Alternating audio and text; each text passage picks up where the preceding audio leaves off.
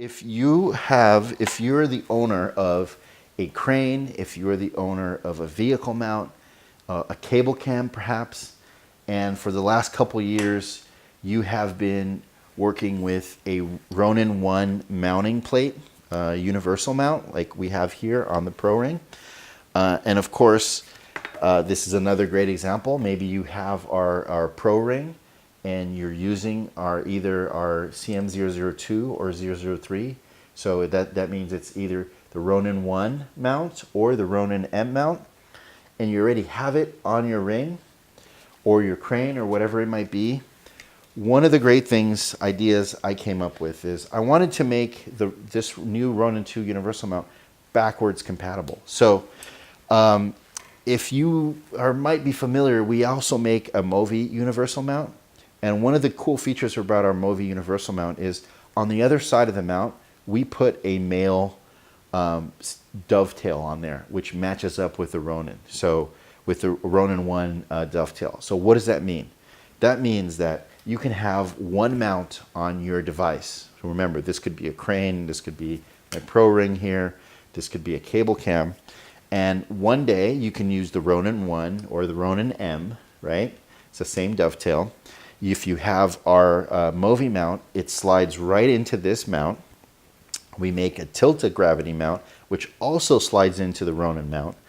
But the nice thing we came up with is we took our Ronin-2 universal mount and we made a Ronin-1 adapter plate. So now this Ronin-1 adapter plate, we machined a pocket into the back side of the mount.